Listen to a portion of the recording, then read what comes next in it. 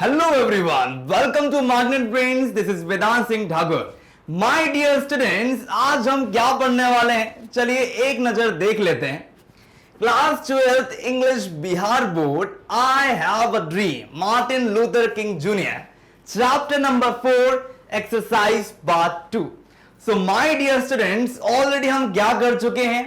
इसका part 1 cover कर चुके हैं. तो आप लोग पहले पार्ट 1 को अच्छे से देख लें. ठीक है, तो चलिए विदाउट वेस्टिंग अवर टाइम हम आगे बढ़ते हैं. अब यहां पर दिया है C1 long answer questions page number 38. तो अब सबसे पहला काम जो है वो आप लोगों को करना है, आप जल्दी से अपनी कॉपी किताबें लेकर आए. ठीक है, और पेज नंबर 38 ओपन कर लें. आपके पास पेन तो होना ही चाहिए ताकि आप आंसर्स उतार सकें. कोई भी डाउट हो तो डायरेक्ट कमेंट सेक्शन में कमेंट करके बता सकें. अब यहां पर पहला क्वेश्चन जो है वो क्या है? The life of the Negro is still sadly crippled by the manacles of segregation and the chains of discrimination. Elaborate. अब देखिए यहां पर एक टर्म आया इलॉबरेट. ये जो जब भी चीज आ जाती है यहां पर अगर आप ध्यान दो तो इस पर हमको ध्यान देना चाहिए क्योंकि इसी पर ही हमारे मार्क्स बेस्ड होते हैं, है ना. अगर यहां पर आ जाए डिस्क्राइब करना है ना, विस्तार पूर्वक बताना है ना, आपको अलग अलग तरीके से यहां पर क्या है क्वेश्चन पूछा जा सकता है. तो अब यहां पर इलॉबरेट करना है आपको. तो यहां पर को क्या करना है, जो भी उत्तर आप लिखोगे वो आपको पूरे विस्तार के साथ समझाना होगा. ठीक है, और जैसे कि मैंने पूर्व में आपको बहुत अच्छे तरीके से बताया है कि जब भी आप लोग लॉन्ग क्वेश्चन आंसर्स लिख रहे हो तो उस समय इस बात को ध्यान में रखें कि हमें क्या करना होगा. हमें एक बात याद रखनी होगी कि हम थोड़ा बहुत ऑथर के बारे में भी लिख दें, क्योंकि लिटरेचर की जब हम बात करते हैं ना माय डियर स्टूडेंट्स, तो लिटरेचर में मार्क्स को अगर आप फेच करना चाहते हो तो आपको थोड़ा बहुत एक्स्ट्रा डालना होगा ऑथर के बारे में. तो अब देखिए यहां पर क्या दिया है, द लाइफ ऑफ नीग्रो. अब जो जिंदगी है ना, लाइफ का मतलब क्या होता है, जिंदगी. ठीक, तो जो लाइफ है नीग्रो की इज स्टिल सैडली क्रिपल्ड, है ना, बहुत बुरी तरीके से क्या है, क्रिपल्ड है ना. अब क्रिपल्ड मतलब उसकी स्थिति जो है बहुत बेकार है ना, उसकी दयनीय स्थिति है एकदम. आप कह सकते झंझोड़ के रख दिया गया है उसको. किसके द्वारा? By the manacles of segregation. अब आप बोलोगे सर यहां पर इसका मतलब क्या होता है, इस टर्म का मतलब क्या होता है? हैव यू एवर सीन, क्या आपने कभी हथकड़ियां देखी हैं? हथकड़ियां क्या होती हैं, यहां पर लगाई जाती हैं, इस तरह से लगाई जाती हैं हथकड़ियां. तो यहां पर बात हो रही है किसकी हथकड़ियों की? यहां पर बात हो रही है सेग्रीगेशन की हथकड़ियों की. माय डियर स्टूडेंट्स, सेग्रीगेशन का मतलब क्या होता है? आइसोलेशन, आइसोलेटेड कर देना किसी को, है ना. भाई आप कहीं रह रहे हो, उदाहरण के तौर पर अगर हम ध्यान दें, अगर आप कहीं पर रह रहे हो और कोई आपसे कहे कि नहीं ऐसा करते हैं कि अब आप अलग हो जाओ, यहां से हमारी सोसाइटी को छोड़कर चले जाओ, अपना खुद का कुनबा बना लो, सेग्रीगेट हो जाओ, आइसोलेट हो जाओ, आप हमारे लायक नहीं हो ना. तो क्या था, ब्लैक लोग जो थे उनको ना क्या किया गया, इतना परेशान किया गया, उनको आइसोलेट होकर रहना पड़ रहा था ना. अलग से उनको अपने एरिया बना लिया था. गेटोस के बारे में मैंने आपको बताया था कि जो छोटे छोटे स्लम्स होते हैं तो वहां पर उन लोगों को क्या कर दिया गया था, भेज दिया गया था कि आप लोग वहां पर रहो, आप लोग अच्छे सिविलाइज लोग नहीं हो. तो यहां पर जो हथकड़ियां हैं इस चीज की, इसी चीज को, इस ये जो पर्टिकुलर पार्ट आप देख पा रहे हो ना, इसकी हथकड़ियों की बात हो रही है. तो यहां पर आपको इमेजिन करना होगा. It is all about imagination and the chains of discrimination, है ना. अब मैंने आपको बताया है कि बेड़ियां, अब देखिए एक तो यहां पर बेड़ियां हो गई, है ना. यहां पर भी आप इसको देख सकते हो चेन. अब चेन क्या होती है, जैसे पूरा शरीर बन जाता है ना. अगर आप लोगों ने कभी मुगले आजम देखी हो फॉर एन एग्जाम्पल, है ना, हम कभी कभी चर्चा कर लेते हैं, तो चेन्स में आपने देखा होगा कि मधुबाला को पूरा, जब एक गाना चला था उसमें उसको पूरा कैद करके लाया गया था. मतलब वो असली पूरी, उसका पूरा शरीर पूरा हथकड़ियों के साथ एक पूरी चेन उसके ऊपर लिपटी हुई थी. अगर आप मुगल साम्राज्य की बात करो या कहीं पे भी जाओ तो आप इस विषय को समझ सकते हो कि चेन को इस तरह से कनेक्ट करो आप, ताकि आप इमेजिन करो. ठीक है, अब किसका डिस्क्रिमिनेशन का, तब इसको इमेजिन करो कि डिस्क्रिमिनेशन क्या होता है. डिस्क्रिमिनेशन होता है भेदभाव, है ना. मैंने आपको ऑलरेडी बताया है कि एक लड़का है बॉय है, एक लड़की है, गर्ल है, ठीक है। लड़की के पिता ने बोला ना, दोनों लड़के लड़की उन दोनों के बच्चे हैं, लड़की जो है वो कहीं नहीं जा सकती, वो घर पर रहेगी, लड़का पढ़ने जाएगा। क्या हुआ यहाँ पर? जेंडर डिस्क्रिमिनेशन किया उन्होंने। तो यहां पर ओवरऑल क्या होता है, इन लोगों के साथ रेशियल डिस्क्रिमिनेशन हो रहा था, शारीरिक तौर पर भेदभाव, तुम काले हो, तुम है ना, तुम्हारा रंग ये है, इस तरह से। तो कहीं ना कहीं इस क्वेश्चन के अब हमने क्या करा, यहां तक हमने समझा वर्ड टू वर्ड। अब आखिरी में दे दिया इलॉबोरेट ना, आपको क्या करना है, अब ये जो चीज दी है ना, इसको आपको बहुत अच्छे तरीके से एकदम स्टेप बाय स्टेप जमा के ना समझाना है। और ये क्वेश्चन जो है ये बहुत इंपॉर्टेंट है और ये हमेशा पूछा जाता है एग्जाम्स में, ठीक है। तो हम क्या करते हैं, हमने क्वेश्चन को समझा अच्छे तरीके से, अब हम देखते हैं उत्तर, ठीक है। तो चलिए यहां पर क्या दिया है, it has the clear meaning. अच्छा, अब हम लोग क्या करते हैं, जब भी हम पढ़ते हैं ना, तो हम हमेशा वोकैब पे ध्यान देते हैं ताकि हमारे आंसर जो है वो बहुत अच्छे से जाए। अब मैंने लिखा है यहां पर it has the clear meaning, इसका क्या है, इसका बहुत स्पष्ट मतलब है। अब आप बोलोगे सर, अब वोकैब की जड़ी, वोकैब की जो जादू की छड़ी है वो क्या होगी, हम यहां पर लगा देंगे एपेरेंट, है ना। हम इसको एपेरेंट भी लिख सकते हैं, क्लियर का अलग वर्ड एपेरेंट भी होता है। तो माय डियर स्टूडेंट्स, जब भी आप लोग लिखो तो कोशिश करो कि वर्ड प्ले भी करो, है ना। आपके पास जो वोकैब है, जो आपके माइंड में, उसको आप यूज कर सकते हो यहां पर। तो अभी हम देखते हैं it has the clear meaning, ये तो बिल्कुल साफ अर्थ है इसका, that the life of Negro is still like that of a disabled person. जो जिंदगी है ये तो स्पष्ट हो चुका है, यहां तक समझ में आ गया होगा, है ना, कि ये स्पष्ट है कि जो जिंदगी है किन की, नीग्रो की, यानी लोग ब्लैक लोग हैं, जो काले लोगों की हम बात कर रहे हैं ना, उनकी जो जिंदगी है वो अभी भी किसकी तरह है, is still like that of disabled person. अब यहां पर डिसेबल्ड की बात हो रही है।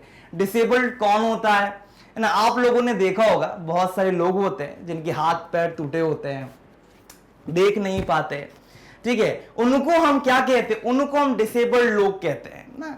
जिन लोगों के पास शक्ति नहीं होती, इंद्रियां जो होती हैं उनकी कहीं ना कहीं कुछ इंद्रियां उनकी काम नहीं करती। तो यहां पर आप देख सकते हो कि यही बात की जा रही है कि उनकी जिंदगी जो है ना कहीं उन डिसेबल्ड पर्सन की तरह है, because it is captivated with the handcuffs of separation and the fetters of discrimination. अब आप बोलोगे सर ठीक है, ये तो समझ में आ गया, आपने बता दिया डिसेबल्ड पर्सन, पर क्यों, क्योंकि बिकॉज, है ना, इट इज कैप्टिवेटेड। अब कैप्टिवेटेड का मतलब क्या होता है, कैद हो जाना ना, कैप्टिविटी ना। वो लोग क्या है, वो लोग बंद हैं। आप लोगों को मैंने बताया था अंधकार में, एकदम अंधकार छा रहा और वहां पर वो लोग कैदी की तरह रह रहे हैं, और तभी क्या होता है, प्रकाश आता है। वो प्रकाश क्या करता है, उन जेल में जो रह रहे हैं, जो कैप्टिविटी में रह रहे हैं, उन लोगों को वो क्या करता है, उनको आजाद करा देता है। तो यहां पर इस वर्ड को आप ऐसे कनेक्ट कर सकते हो, because it is captivated with the handcuffs, क्योंकि वो लोग कैद हैं, उन लोगों को क्या किया गया, मजबूरन उनको कैद किया गया है, किसके द्वारा, हैंडकफ्स। देखिए अब यहां पर वोकैबुलरी की बात हो गई। अब अगर आप सिनोनिम की बात करोगे तो ये जो वर्ड है और ये जो दो वर्ड है, ये दोनों सेम है, ठीक है।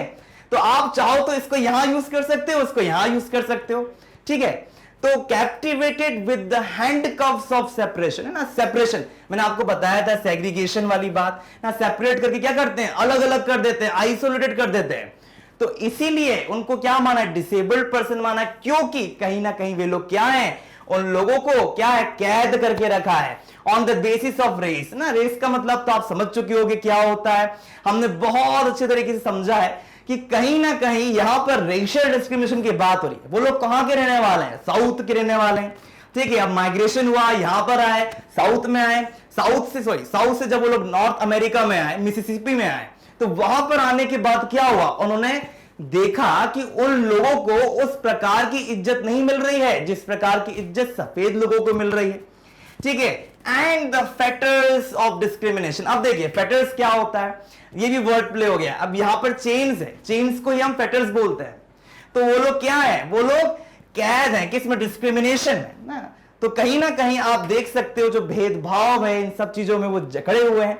तो ओवरऑल हमने क्या करा, हमने स्टेप बाय स्टेप सबसे पहले क्या करा, जो मेन बात है, जो मेन मोटिव है, उसको हमने क्या करा, स्टार्टिंग में पुट कर दिया। चलिए अब हम आगे बढ़ते हैं। अब देखिए क्या दिया है आगे। The Negroes are thought to be inferior to the whites and so are not given the proper rights of a citizen but are tormented everywhere। अब यहां पर एक वर्ड आता है टॉर्मेंट करना ना। टॉर्मेंट का मतलब क्या होता है, किसी को प्रताड़ित करना, है ना। आप लोग खुद सोचो ना, जब हम किसी को परेशान करते तो क्या करते हैं, टॉर्मेंट देना, उसको टॉर्चर कर रहे हैं। तो यहां पर इसका पर्टिकुलर मीनिंग ये निकल कर आएगा। तो चलिए अब हम एक एक सबसे पहले वर्ड टू वर्ड समझते हैं क्या दिया है। द नीग्रोज आर, अब जो नीग्रोज हैं, अब समग्र नीग्रोज की बात हो रही है, आर थॉट टू बी, उनको ऐसा सोचा गया है उनके बारे में कि वे लोग क्या है, इंफीरियर हैं, इंफीरियर। अब अगर मैं इंफीरियर की बात करता हूं ना, आप लोगों को इस वर्ड को कैसे समझना चाहिए।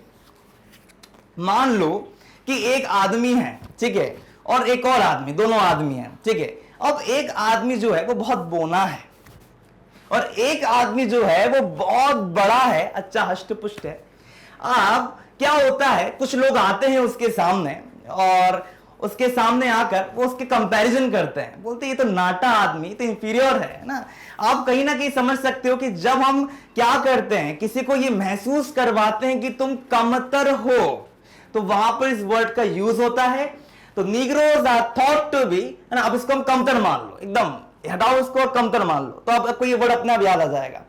तो इंफीरियर टू द वाइट्स ना, वाइट से क्या है, वो लोग बहुत कमतर हैं, उनकी कोई औकात नहीं है, ठीक है। And so are not given the proper rights of a citizen, और इसी कारणवश जो सिटीजन है, जो हमारे नागरिक हैं, सिटीजन को क्या कहते हैं हम, नागरिक। अगर आपने कॉन्स्टिट्यूशन पढ़ा होगा, है ना, तो कॉन्स्टिट्यूशन में हमेशा नागरिकों के लिए कुछ राइट्स होते हैं, है ना। एलियन अलग होते हैं, देश के सिटीजन अलग होते हैं। तो वही चीज है भाई, उनको तो अभी भी एलियन ही समझा जा रहा है, वो तो बाहर के हैं, बाहर से आए हैं, यहां पर तो रिफ्यूजी है ना वो लोग। तो यही बात है, वो लोग यही कह रहे हैं कि भाई हम उठाईगिरी लोग नहीं हैं, हम लोग यहाँ के लोग हैं, बहुत समय से रह रहे हैं, आपके साथ रह रहे हैं, हम लोगों की नस्ल का भी क्या करो, रिस्पेक्ट करो।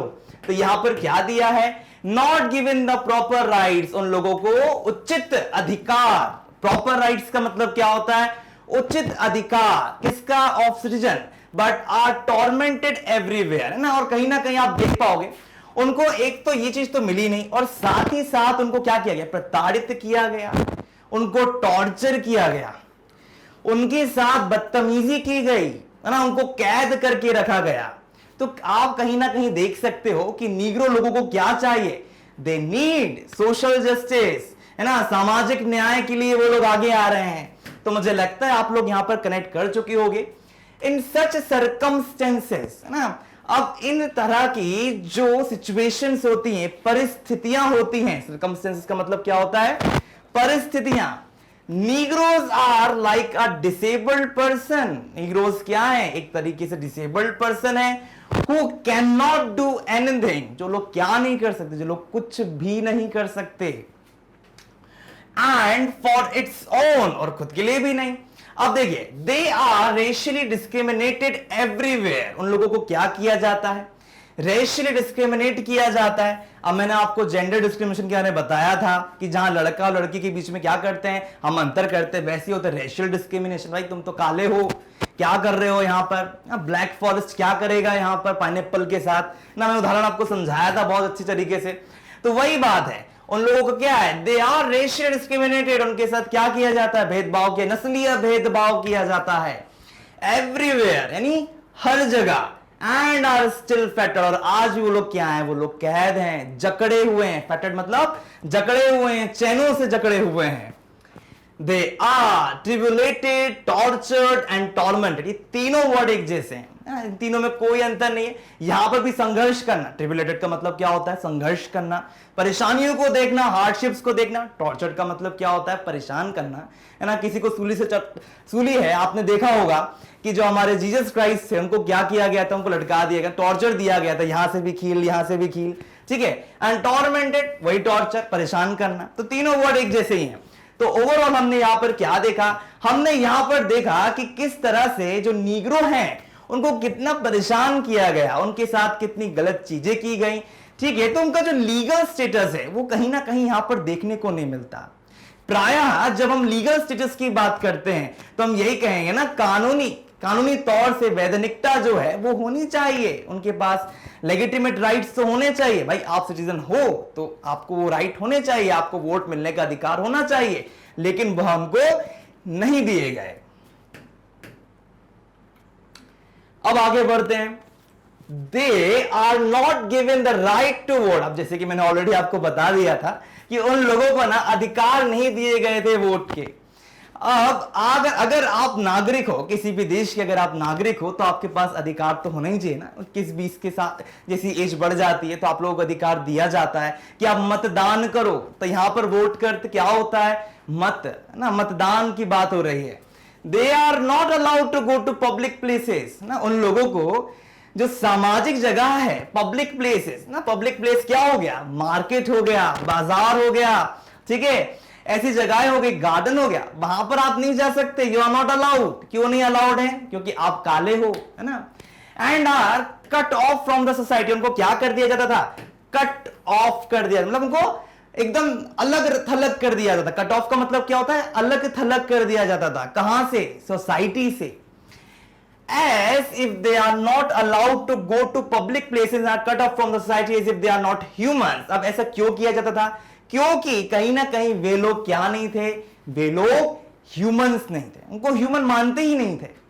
आप लोगों को बताना चाहूंगा कि जब हम बात करते हैं एरिस्टोटल के समय की, सोक्रेटिस के समय की, तो इन लोगों का मानना ऐसा था कि कहीं ना कहीं ये लोग क्या हैं, हमारे यहां पर दो तरह के लोग होते हैं। एक तो जो बहुत बुद्धिमान आदमी होता है, इंटेलेक्चुअल किंग जिसको हम कहते हैं, और एक दूसरा होता है स्लेव। भगवान ने ना लोगों के वर्चू के हिसाब से उनको भेजा है। तो मुझे तो कभी कभी ऐसा लगता है कि वे लोग ग्रीक जो थियोलॉजी से उन पर बड़ा बिलीव करते होंगे और उनको इतना परेशान किया उन्होंने।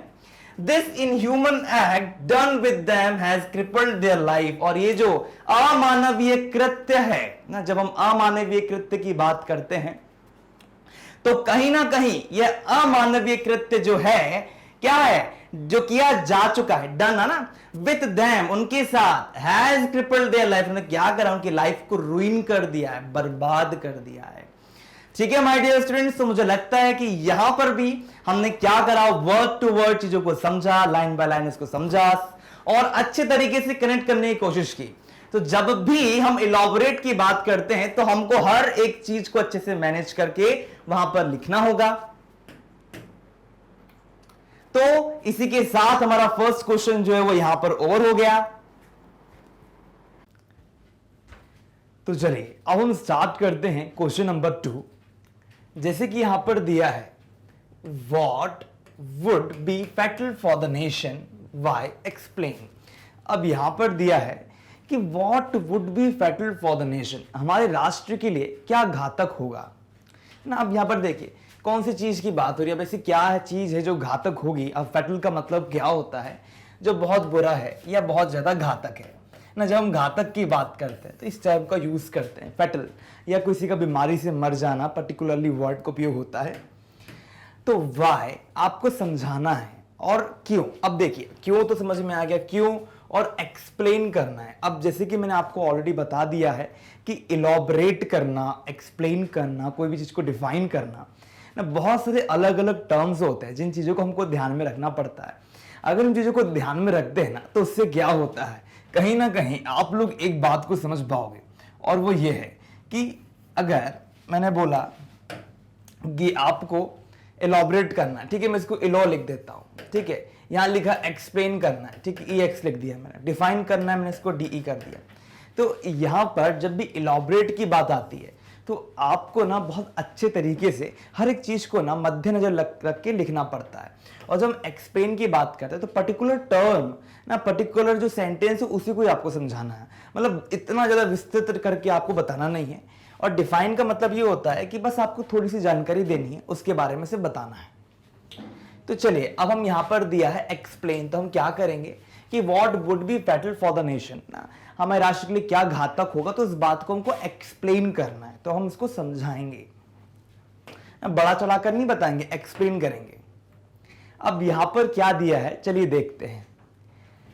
It would be fatal for the nation to overlook the urgency of the moment। अब यहां पर देखिए क्या कहा जा रहा है, यह ना बहुत बहुत ज्यादा क्या होगा, घातक होगा, फैटल होगा। अब क्यों होगा, अगर हम लोग क्या कर लेंगे, अब ये किसके लिए घातक होगा, ये बहुत ज्यादा घातक होगा राष्ट्र के लिए। क्या, to overlook the urgency of the movement ना। तो यहां पर जो अति आवश्यक चीज जो है ना, जो आवश्यक मूवमेंट है जो हमारा, उसको अगर हम ध्यान नहीं देंगे तो कहीं ना कहीं क्या होगा, हमारे लिए बहुत बुरा होगा। बुरा होगा, बुरा कह सकते हो या आप इसको घातक कह सकते हो, इस तरह इसको यूज कर सकते हो यहां पर। तो हमारे लिए बहुत ज्यादा क्या होगा, घातक होगा यदि हम ध्यान नहीं देते हैं। ठीक है, जो अभी की आवश्यकता है, इस क्षण की आवश्यकता है। मोमेंट का मतलब क्या होता है, क्षण। तो इस क्षण की जो आवश्यकता है, and to underestimate the determination of the Negro है ना। और साथ ही साथ अगर हम अंडर एस्टिमेट करते हैं, अंडर एस्टिमेट का मतलब ये होता है कि किसी चीज को ना उस स्तर पर ना देखना, जिस स्तर से देखा जाता है उसको कमतर आंकना। ठीक है, जैसे कि मैंने बोला कि आप लोगों को मैं अगर अंडर एस्टिमेट करूं कि नहीं, आप लोगों को मैंने पढ़ाया और शायद आप लोग ना कर पाओ, अच्छे मार्क्स लाओ, तो आप लोग बोलोगे ना सर हमको अंडर एस्टिमेट मत करो सर। ठीक है, हम बिहार के हैं, हम लोगों ने बहुत मेहनत करते हैं। आप लोगों की हिंदी वगैरह थोड़ी, इंग्लिश थोड़ी कमजोर है, मैं जानता हूं। आप लोग बोलोगे कि नहीं सर हमारी इंग्लिश अच्छी हो जाएगी, हम बहुत अच्छे से करेंगे। तो कहीं ना कहीं आप लोगों को मैं अंडर एस्टिमेट नहीं कर सकता, क्योंकि कहीं ना कहीं आपके अंदर क्या है, आपके अंदर भी ऊर्जा है काम करने की बहुत अच्छी। तो वही बात है, तो अंडर एस्टिमेट करने का मतलब यही होता है। तो यहां पर जो नीग्रो हैं उनकी डिटर्मिनेशन, अब देखिए डिटर्मिनेशन का मतलब आप कैसे समझ सकते हो, जो भी कार्य हम करते हैं, जिस भी कार्य को हम पूरे तरीके से करने का प्रयास करते हैं, तो जब हम प्रयास करते हैं कार्य करने का, उसमें समर्पण चाहिए होता है। तो डिटर्मिनेशन का मतलब होता है संपूर्ण समर्पण के साथ कार्य करना। तो हम लोग ना अंडर एस्टिमेट नहीं कर सकते किसको, डिटर्मिनेशन को।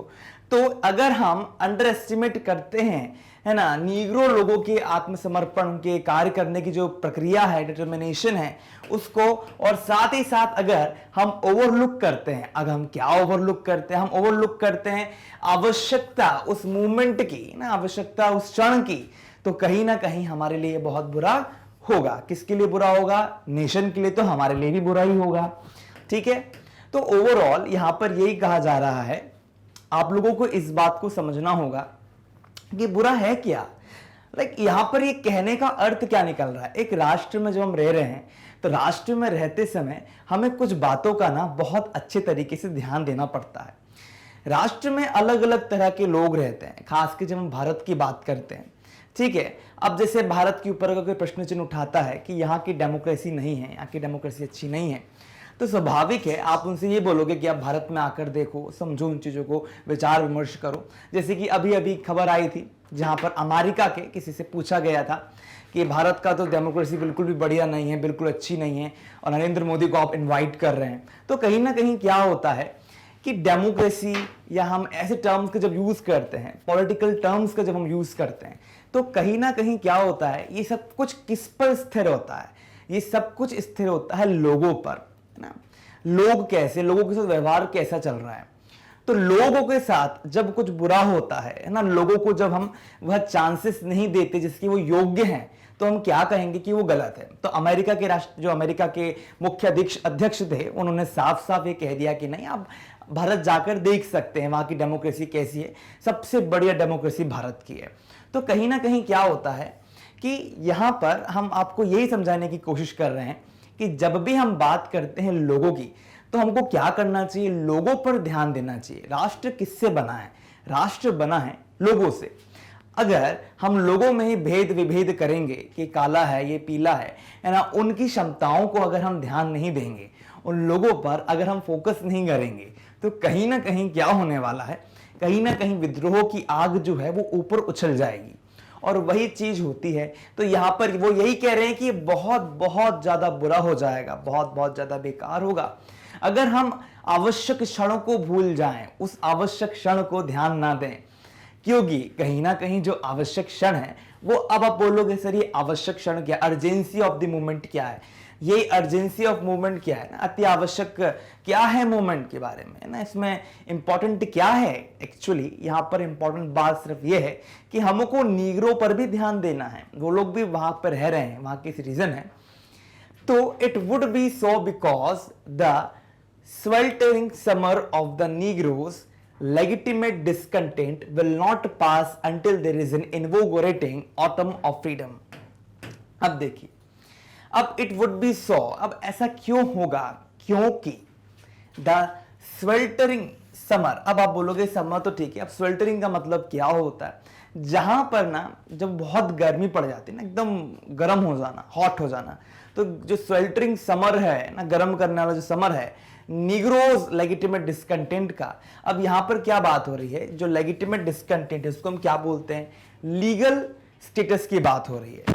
मतलब वहां पर कहने का अर्थ यह है कि उन लोगों की परिस्थिति का जो आप अगर आकलन करें, अगर आप उसको समझने का प्रयास करोगे, तो आप लोगों को बस एक बात स्पष्ट हो जाएगी कि वे अभी ना बहुत गर्मी में रह रहे हैं ना। गर्मी, जब समर का सीजन आ जाता है तो क्या होता है, बहुत गर्मी फैल जाती है, स्वेल्टर हो जाता है पूरा season, sweltering summer of the Negroes legitimate discontent. तो यहां पर देखिए, डिस्कंटेंट, लेजिटिमेट डिस्कंटेंट का मतलब क्या होता है, legal status. My dear students, legal status का मतलब क्या होता है ना, वैधानिक अधिकार, या आप उसको ये भी कह सकते हो एक स्तर, जहां पर लोगों को इक्वल अमाउंट में क्या होता है, उनको कुछ राइट्स मिलते हैं, हर एक चीज प्रोवाइड की जाती है, लेकिन यहां पर उन लोगों को नहीं मिला। तो उनके लिए गर्मी का दिन है ना, ये गर्मी का मौसम है उन लोगों के लिए, ऐसा गर्मी का मौसम है उन नीग्रो के लिए। खास कर अगर हम उनके लेजिटिमेट डिस्कंटेंट की बात करें, तो वो जब तक पास नहीं होगा, जब तक वहां पर कोई इन्वोगोरेटिंग, अब देखिए इन्वोगोरेटिंग का मतलब क्या होता है, एनर्जाइज कर देना, है ना, किसी में फुर्ती भर देना, तो इन्वोगरेट करने की बात हो रही है यहां पर। तो जब तक ऑटम ऑफ फ्रीडम, है ना, ऑटम ऑफ फ्रीडम नहीं आ जाता, अब ये जो आपने सुना स्कॉर्चिंग सन, स्कॉर्चिंग सन जो एक ना बहुत गर्म कर देना किसी चीज को, सूर्य की किरणों से क्या होता है, गर्म कर देती है चीजों को, तो जो उसकी जो लपटें होती हैं उसको हम स्कॉर्चिंग कहते हैं, जहां पर वो आपको गर्म कर देती है। तो वैसे आप स्वेल्टरिंग को ले सकते हो ना, गर्म कर देने वाला जो समर का सीजन की तरह क्या है, नीग्रोओं का लेजिटिमेट डिस्कंटेंट है, जो कहीं ना कहीं पास ना नहीं होगा जब तक उसको गुजरना ना पड़े, किससे, ऑटम ऑफ फ्रीडम से। तो ऑटम ऑफ फ्रीडम की यहां पर बात हो रही है कि हमें क्या करना है, हमको आजादी चाहिए ना, हमको क्या चाहिए, फ्रीडम चाहिए। और हमारा जो लीगल डिस्कंटेंट है ना, अगर हम लेजिटिमेट चीज की बात करते हैं, वैधानिक अधिकारों की बात करते हैं, वो चीज तो हमको तभी मिलेगी ना जब हमारे पास आजादी हो जाएगी, जब हम आजाद हो जाएंगे। तो माय डियर स्टूडेंट्स, मुझे लगता है कि यहां पर आप लोगों को हर एक चीज जो है वो बहुत अच्छे समझ में आ गई होगी।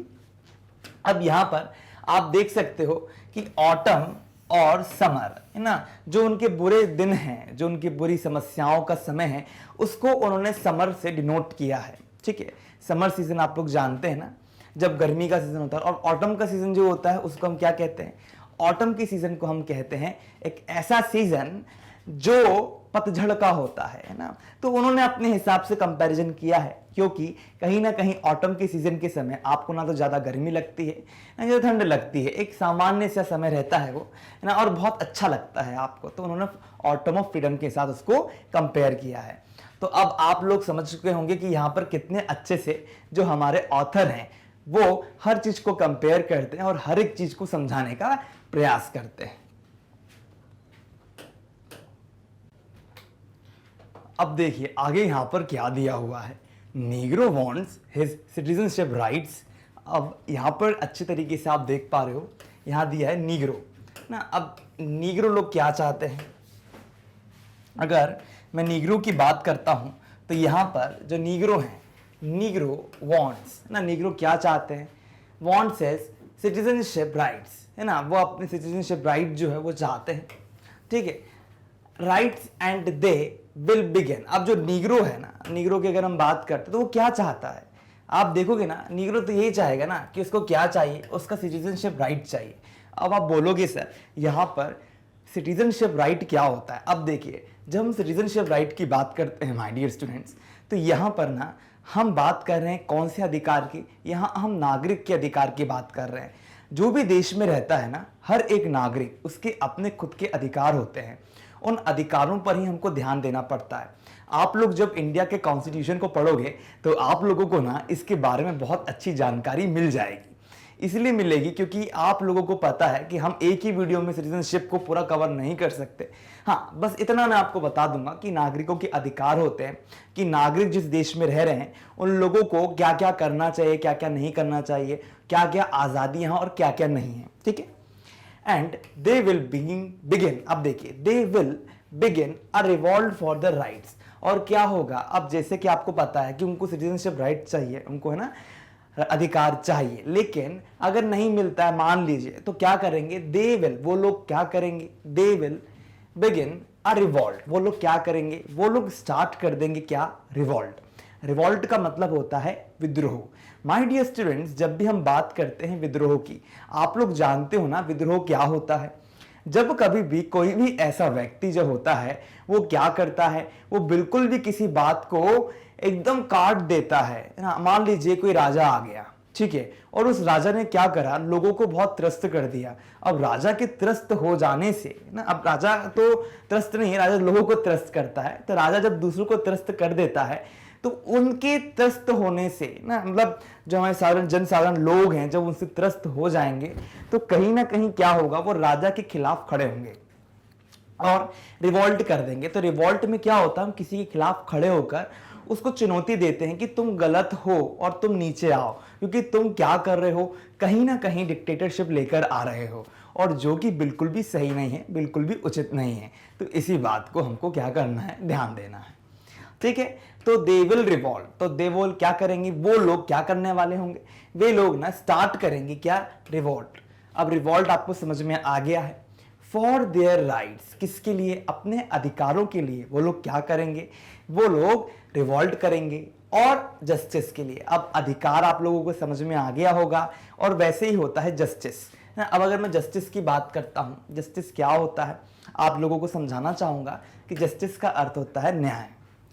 द वर्ल्ड विंड्स, अब देखिए वर्ल्ड विंड्स जो होती है ना, वर्ल्ड विंड्स की अगर हम बात करें तो वर्ल्ड विंड्स को आप ना इस तरह से देख सकते हो कि एक तूफान की तरह है ना। आप मूसलाधार बारिश जब होती है, ह्यूरिकेन आ जाता है, तो कितना समस्याएं जो हैं इधर उधर आ जाती हैं आदमी के पास। आप लोग इस चीज को ना इस तरह से और देख सकते हो, जब हम बात करते हैं किसी तांडव की, तांडव हो जाता है, कभी कभी डिजास्टर आ जाते हैं, बहुत बुरी कंडीशन हो जाती है, तो यहाँ पर ना उसी की बात हो रही है। वर्ल्ड विंड्स, जैसे आपने भवंडर देखा होगा, इस तरह का भवंडर होता है ना, इस तरह का भवंडर आता है, तो यही बात है। तो यहाँ पर जो भवंडर है किसका, इस रिवॉल्ट का। ये रिवॉल्ट क्या है, रिवॉल्ट वर्ड आप लोगों को पता होगा बहुत अच्छे तरीके से। रिवॉल्ट को हम तो बता चुके हैं, ठीक है। अब आप कमेंट सेक्शन में कमेंट करके मेरे को बताओगे। Will continue to shake the foundation, वो क्या करेगा, वो कहीं ना कहीं लगातार। अब देखिए कंटिन्यू वर्ड के अलावा भी आप क्या कर सकते हो, दो तीन वर्ड यूज कर सकते हो, ठीक है। एक इंसेंटली हो जाएगा और एक परपेचुअली हो जाएगा, ठीक है। अब इतना आपको ध्यान नहीं देना, लेकिन तब भी वोकेबलरी अगर आप इंक्रीज करना चाहते हो तो आप लोग कंटिन्यू के लिए और भी बहुत सारे वर्ड्स यूज कर सकते हो। तो हम क्या कर सकते हैं, revolt will perpetually to shake the foundations, और या यहां पर आप और भी वर्ड यूज कर सकते हो। लेकिन आप ध्यान दो, कंटिन्यू एक बहुत सिंपल वर्ड है, तो कंटिन्यू का मतलब होता है लगातार। तो विल लगातार शेक द फाउंडेशन, वो क्या करेगा, जो नींव है फाउंडेशन की, जब हम बात करते हैं जो नींव है उसको क्या करेगा, कहीं ना कहीं हिला देगा, ठीक है। किसकी नींव को हिलाएगा, राष्ट्र की जो नींव है ना उसको वो क्या करेगा, हिला देगा। Until the bright day of justice emerge, अब देखिए यहां पर देखिए until, जब तक, जो ब्राइट डे है, जब हम बात करते हैं ना ब्राइट डे की, ब्राइट डे का मतलब क्या होता है, ब्राइट का मतलब होता है एकदम उजाला आ जाना। तो उस दिन की बात हो रही है, उजाले वाले दिन की बात हो रही है यहां पर, है ना। तो जब तक उजाला वाला दिन नहीं आ जाता, किसका, जस्टिस का ना, जो इमर्ज नहीं हो जाता, तो हम यहाँ पर जस्टिस की बात करें। जस्टिस कैसा दिन है ना, जब उजाला आ जाता है तो आप मान के चलो ना क्या होगा, पूरा अंधकार हट जाता है। तो जस्टिस ही एक तरीके से आप देख सकते हो वो उजाला है ना, जो इमर्ज होगा, ठीक है। अब देखिए यहाँ पर यही कहा जा रहा है कि जो ये रिवॉल्ट है ना, ओवरऑल लगातार क्या करेगा, नींव जो है राष्ट्र की उसको हिलाता रहेगा। क्यों? क्योंकि जब तक है ना सुनहरी सुबह नहीं आ जाती, जस्टिस की इमर्ज नहीं हो जाती, उद्गम नहीं हो जाता उसका, है ना, वो उत्पन्न नहीं हो जाती, तब तक क्या होगा, ये रिवॉल्ट चलता रहेगा। And if the nation does not even understand, और उसके बाद भी यदि राष्ट्र जो है इस बात को अच्छे तरीके से समझता नहीं है, ठीक है, अगर इस बात को समझता नहीं है, देन है ना, अंडरस्टैंड देम यानी उन लोगों को नहीं समझता, देम यानी वो लोग, तो उन लोगों की बातों को अगर वो नहीं समझता है, and do something for negroes, और नीग्रो लोगों के लिए वह कुछ भी नहीं करता है, तो this revolt will take furious form. ये रिवॉल्ट कहीं ना कहीं क्या करेगा, एक बहुत ही ज्यादा गुस्सेल, फ्यूरियस का मतलब क्या होता है, जब आप बहुत ज्यादा एंग्री हो जाते हो, क्रोधित हो जाते हो, है ना, तो यहां पर ना वो एक अपना विराट रूप ले लेगा, विराट स्वरूप ले लेगा, फ्यूरियस हो जाएगा।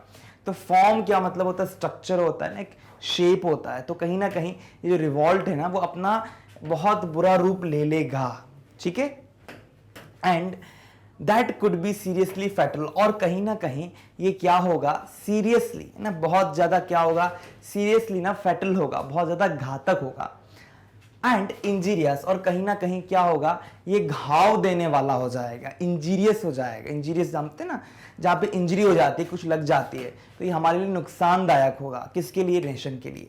तो यहाँ पर क्या कहा जा रहा है, यहाँ पर सिर्फ एक ही बात जो है जिसको बहुत अच्छे तरीके से उन लोगों ने समझाने का प्रयास किया है, और वो यही है कि यदि हम बात करते हैं नीग्रो लोगों की, और अगर उन लोगों की बातों को नहीं समझा जाता, उसको समझा नहीं जाता, अंडरस्टैंड नहीं किया जाता, तो क्या होगा, यह रिवॉल्ट जो है वो बहुत बुरा रूप ले लेगा, और बहुत बुरा होगा, बहुत घातक सिद्ध होगा, ठीक है, किसके लिए, सिर्फ राष्ट्र के लिए। तो हमारे राष्ट्र की बात यहां पर आ रही है। राष्ट्र को समझना जो है वो अत्यंत आवश्यक है माय डियर स्टूडेंट्स, क्योंकि राष्ट्र के भाग हम लोग हैं। तो राष्ट्र में रहते हुए ये हमारा बहुत अच्छा कर्तव्य बनता है कि हम क्या करें, अपने लोगों को सजग करें, अपने लोगों को जगाएं कि वे लोग क्या करें, आगे बढ़ें, लोगों को समझाएं। अब मैं आपको बताना चाहूंगा कि जो गवर्नमेंट है, जब हम गवर्नमेंट की बात करते हैं, गवर्नमेंट की अगर हम बात करते हैं, तो गवर्नमेंट जो है ना वो एक बॉडी होती है। गवर्नमेंट क्या होती है, एक बॉडी होती है ना, जिसको कौन चलाता है, हमारे रिप्रेजेंटेटिव चलाते हैं, है ना, जिनको हम लोग भेजते हैं इलेक्ट करके, वो क्या करते हैं, गवर्नमेंट को चलाते हैं। गवर्नमेंट की तीन भाग होते हैं, एक होता है लेजिस्लेचर, एक होता है जुडिशरी, और एक होता है हमारा एग्जीक्यूटिव, ठीक है। तो तीन तरीकों से आप देख सकते हो कि गवर्नमेंट चलती है, और गवर्नमेंट को चलाने वाले कौन है, हम लोग। लेकिन हम जिन लोगों को चुनते हैं, अगर वही लोग हमारी बातों को नहीं समझते, तो हम क्या कर सकते हैं, उनके अराउंड रिवॉल्ट कर सकते हैं, और गवर्नमेंट को क्या कर सकते हैं, गवर्नमेंट को नीचे ला सकते हैं, ठीक है। तो इसके लिए आप लोगों को क्या करना होगा, पॉलिटिक्स पर ध्यान देना होगा, समझना होगा। तो यहां पर एक पॉलिटिकल सीन चल रहा है। राइट्स एंड जस्टिस क्या है, पॉलिटिकल कॉन्सेप्ट्स हैं। आप लोग अगर पॉलिटिकल थ्योरी पढ़ोगे आगे जाकर तो आपको समझ में आएगा। न्याय दर्शन होता है, न्याय दर्शन, राइट्स होते हैं अपनी जगह पे। चलिए अब हम आगे बढ़ते हैं, और यहां पर दिया है क्वेश्चन नंबर 3। देखिए क्वेश्चन नंबर 3 क्या है, व्हाट वाज द ड्रीम। अब यहां पर अगर हम ध्यान दें तो क्या था वह सपना, ड्रीम। अब देखिए था है ना, वॉज था लगेगा, क्या था वह सपना। How many times I have a dream appears, कितने बार, कितने टाइम ना, अगर आप ध्यान दो तो कितनी बार आई हैव अ ड्रीम, मेरा सपना है। ये टर्म, ये जो फ्रेज है ना, ये जो लाइन है, फ्रेज नहीं, इसको आप सिंपल सेंटेंस बोल सकते हो। ये बार बार अपीयर हो रहा है कहां पर, लेसन में। Discuss the importance of this repetition, और आपको क्या करना है, डिस्कस करना। अब यहाँ पर ना एक्सप्लेन नहीं करना है आपको ना डिस्कस करना है, यानी आपको इस मोड में लिखना है ताकि सामने वाले को ऐसा लगे कि आप उसमें सलाह मशवरा कर रहे हो उसके साथ, है ना। तो डिस्कस करो क्या, the importance of the repetition, जो महत्व है, इंपॉर्टेंस है ना, महत्व। तो आप समझ सकते हो महत्व क्या होता है जब हम किसी चीज को फोर्स के साथ देखते हैं।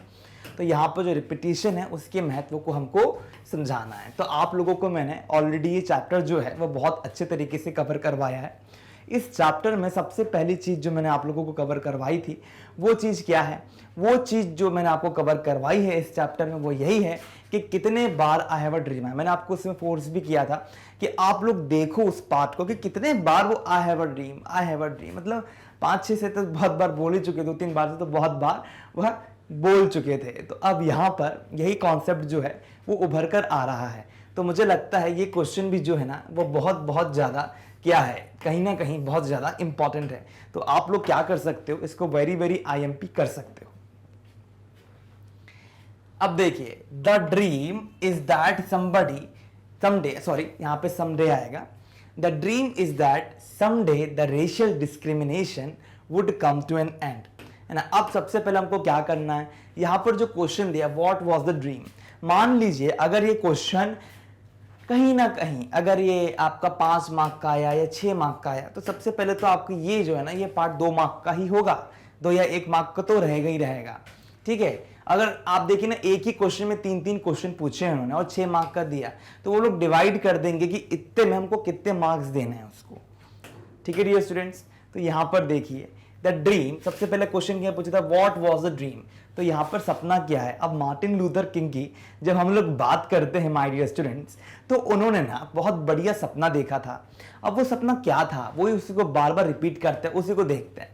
ये है कि समडे ना कभी एक बार ऐसी समय आएगा, समडे मतलब कभी ना एक दिन the racial discrimination would come to an end. अब जो नस्ल भेद है ना, रेशियल डिस्क्रिमिनेशन की अगर हम बात किए थे, नस्ल भेद जो है ना कि तेरा रूप कैसा है, तू काला है, मैं पीला हूँ, तू हरा है, नीला है, लाल है ना, ऐसा रेशियल डिस्क्रिमिनेशन जो होता है वो कभी ना कभी क्या होगा, उसका ना अंत होगा ना। यहाँ पर देखिए उसका क्या होगा, एंड होगा। अब ये एंड का मतलब क्या होता है, जब भी हम बात करते हैं एंड की, एंड का मतलब होता है खत्म होना ना, खत्म होना, तो एकदम एंड हो जाना। आपने सुना द एंड, जब भी पिक्चर चलती है तो पिक्चर के आखिर में आता है, बीच में आता है इंटरवल और एकदम एंडिंग में आ जाता है एंड। एंड का मतलब होता है खत्म होना। तो वो यहाँ पर यही बात कर रहे हैं कि उनका सपना जो है ना कहीं एक दिन ऐसा हो कि ये डिस्क्रिमिनेशन है वो खत्म हो जाए।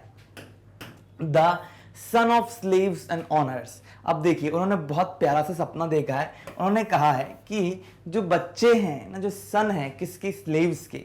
अब स्लेव्स कौन होते हैं, यहाँ पर स्लेव्स किसकी बात हो रही है, दास लोग, जो दास होते हैं। आप अगर ध्यान दोगे तो दास को आप जानते हो ना कौन होते हैं दास। दास लोग वो लोग होते हैं जो किसी के अंडर में काम कर रहे होते हैं। अब जैसे उदाहरण के तौर पर आप अगर ध्यान दो तो आप लोगों के घर में ना बहुत सी मेड आती होंगी ना, फीमेल मेड होती होंगी, पियून होते होंगे। वो लोग क्या है, कहीं ना कहीं वो लोग नौकरी तो कर रहे हैं, हम मान सकते, लेकिन अगर वो आपके अंडर में तो वो कहीं ना कहीं आपके दास हैं ना, आपकी स्लेव है। लेकिन हम उनको इस तरह के स्लेव नहीं मान सकते क्योंकि वो नौकरी कर रहे हैं, पैसा ले रहे हैं। स्लेव का मतलब ये होता है कि वो उनका ही हो गया है, जो चाहे वो उनसे करवा सकते हैं। दास का मतलब यही होता है कि मैं आपका दास हूं।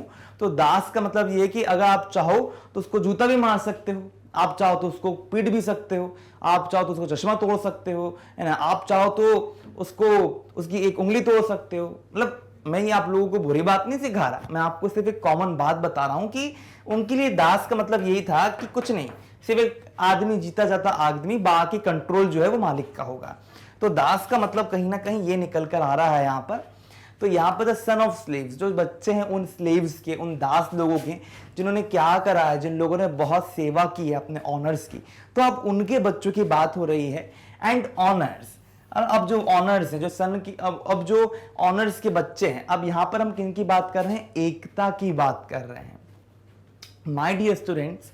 यानी जो उस समय के स्लेव्स के बच्चे हैं और उसी समय के जो ऑनर हैं उनके जो बच्चे हैं ना, वो क्या करें, वे लोग क्या करें, वे लोग शेयर करें, है ना। शेयर करने का मतलब क्या होता है, एक दूसरे के साथ एक्सचेंज करना, या आप कह सकते हो एक दूसरे को देना। मान लीजिए आप कहीं पर गए और आप लोगों ने क्या करा, आप लोगों ने कोशिश की कि नहीं मेरे पास क्या, आप लोगों ने फ्रैक्शन पढ़े होंगे ना, फ्रैक्शन तो सब लोग जानते हैं। फ्रैक्शन में क्या करते हैं हम, ठीक है, अब जैसे कि एक आपके पास है, ठीक है, और आप 2 लोग हो, है ना, आपके पास एक पुड़ी है, तो आप क्या करोगे, उसको डिवाइड कर दोगे, तो हाफ पार्ट आपका, हाफ पार्ट उसका हो जाएगा। डिवाइड कर दिया हमने, तो वही होता है शेयर करना। तो यहाँ पर क्या होने वाला है, जो स्लेव्स हैं हमारे और जो हमारे ऑनर्स है वो क्या करें, share the same table of fraternity, है ना। वो लोग क्या करें, उसी टेबल को, कौन सी, फ्रेटर्निटी। अब देखिए फ्रेटर्निटी, अब फ्रेटर्निटी की अगर हम बात करते हैं तो इसका मतलब होता है भाईचारा। जो भाईचारे की जो टेबल है, अब देखिए भाईचारे की टेबल की बात क्या होती है। देखिए जब हम बात करते हैं किसकी, जब हम बात करते हैं हम भाईचारे की,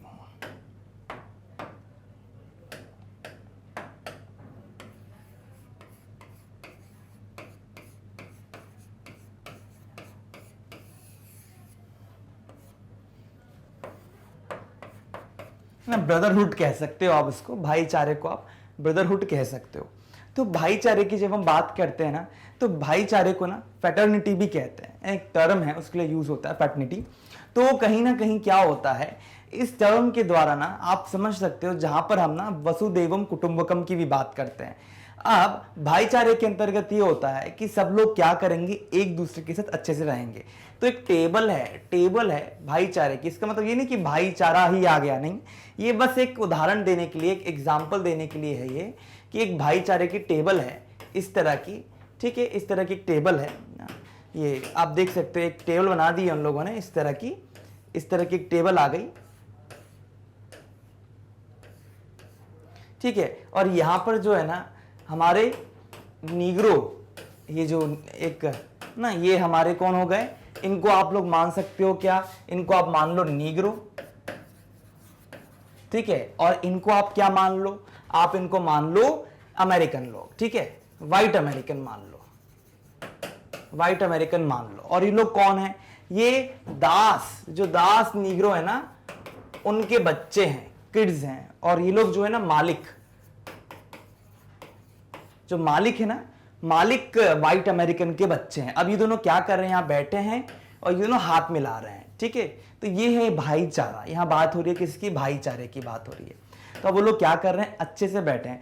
तो यहां पर वो इसी की बात करते हैं, फ्रेटर्निटी की बात करते हैं कि किस तरह से हमें इस चीज को समझना चाहिए, किस तरह से हमको क्या करना है, एक होना होगा। तो ये क्या है उनका, यही कहीं ना कहीं क्या है, ये उनका सपना है।